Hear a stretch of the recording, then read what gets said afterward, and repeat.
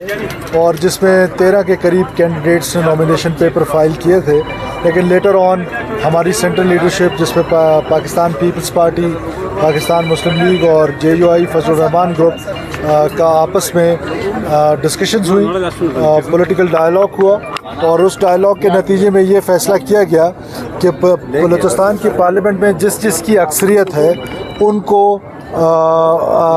एक एक सीट दी जाए, क्योंकि सबसे ज़्यादा स्ट्रेंथ पाकिस्तान पीपल्स पार्टी की थी, तो उस हिसाब से एक सीट पाकिस्तान पीपल्स पार्टी को मिली, एक जो है वो PMLN को, और तीसरे नंबर पे JUI है हमारी पार्लियामेंट में, 2 की वो अपोजिशन में है, तो एक सीट उनको दिया गया। तो बड़ी खुश उसलूबी के साथ ये इलेक्शन हुआ और मैं समझता हूँ कि बलूचिस्तान में इस कल्चर को प्रमोट करना चाहिए, ये पॉलिटिकल हार्मनी होनी चाहिए और इस तरीके से ये इलेक्शंस जो हैं वो सेनेट के कंडक्ट हुए हैं और बड़े अरसे बाद ऐसे इलेक्शंस हुए हैं जिस पे कोई उंगली नहीं उठा सकता है कि इस इलेक्शन में माजी में जिस तरह के इलेक्शंस होते रहे कोई उस तरह का इलेक्शन हुआ। अच्छा सर, 2 चीज़ें तो दोबारा मेरा क्वेश्चन वही कि कैबिनेट के हवाले से कब जा रहे हैं, दूसरा सर 2 अप्रैल को एक बार फिर सेनेट के इंतखाबात आ रहे हैं, इत्यादियों के साथ मिलकर इसी तरह के इंतखाबात जो है उम्मीदवार सामने लाए जाएंगे।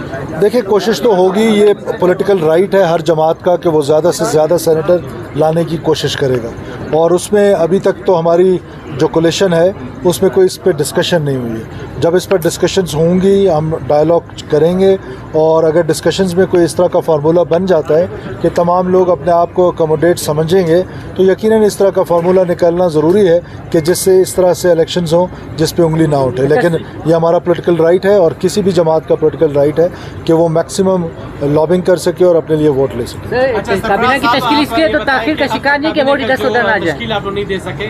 इस पर जो है अभी हिदायतुर रहमान साहब ने मीडिया से बात की, उनका कहना है कि इनको अपने अरकान पर ही एतमाद नहीं है कि ऐसा ना हो। मैं मौलाना साहब जो हैं वो हमारे ऑनरेबल कोलीग हैं, मैं उनके ज़्यादा कमेंट नहीं देना चाहता कि उन्होंने क्या कहा है। ये बात नहीं है, बात इतनी है कि आपको पता है कि ये जो डिसीजन है जब कोलिशन पार्टनर्स होते हैं तो उसमें डेलिब्रेशन होनी होती है और डेलिब्रेशन तब होती है जब आप फ्री होते हैं और फ्री आप तब होते हैं जब आप इलेक्शन प्रोसेस से पहले हम प्रेसिडेंशियल इलेक्शन के प्रोसेस में रहे, अभी बाई इलेक्शन के प्रोसेस में रहे, अभी अगला इलेक्शन हमारे सर पे आ गया है।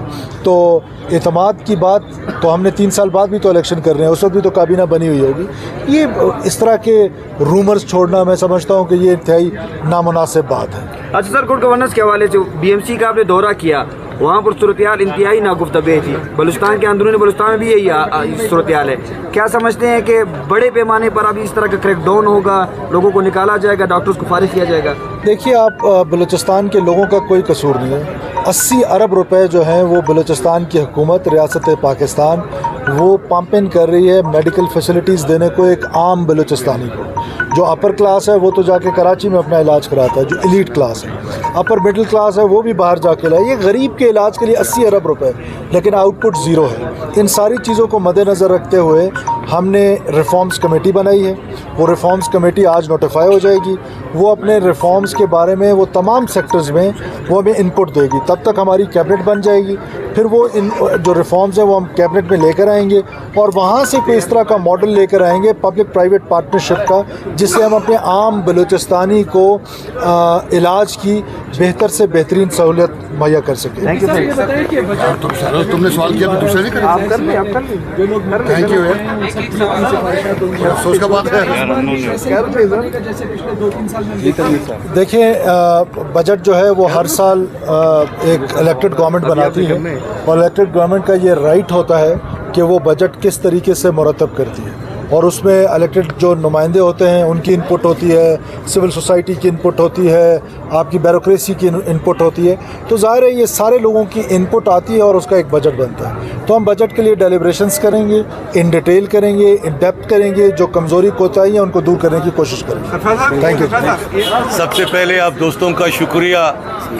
मैं मीर कुद्दूस बिजंजो को और अपनी पार्टी के प्रेसिडेंट और पार्टी के MP सबका शुक्रिया अदा करता हूं और मीर कुद्दूस को मुबारकबाद पेश करता हूं कि आज पाकिस्तान पीपल्स पार्टी ने वो रवायत कायम किया जो पहले नंबर पे पाकिस्तान पीपल्स पार्टी के कैंडिडेट मीर कुद्दूस बिजंजो, दूसरा मीर दोस्तिन डोंबकी तीसरा अब्दुल शकूर गैबिजी साहब जमीयत की तरफ से कामयाब हो गया। इंशाअल्लाह ताला 2 तारीख को जो इलेक्शन होने जा रहा है जनरल इलेक्शन अपना सेनेट का, उसमें भी इंशाअल्लाह ताला पाकिस्तान पीपल्स पार्टी भारी अक्सरियत के जीत के और चेयरमैन सेनेट अपना मुंतखब करेगा। अच्छा कुद्दूस साहब, आपने पहले सेनेट में देखिए, सेनेट में हमारी तरजीहात जो बलूचिस्तान के जितने हैं हम सब और पीपल्स पार्टी वैसे भी जो सूबों की बेहतरी के लिए और सूबे के जो मामलात हैं उनको उजागर करते रहते हैं। हम पीपल्स पार्टी का पहले भी मशकूर हैं कि NFC अवार्ड उन्होंने दिया, 18 अमेंडमेंट पीपल्स पार्टी के गवर्नमेंट में आई है।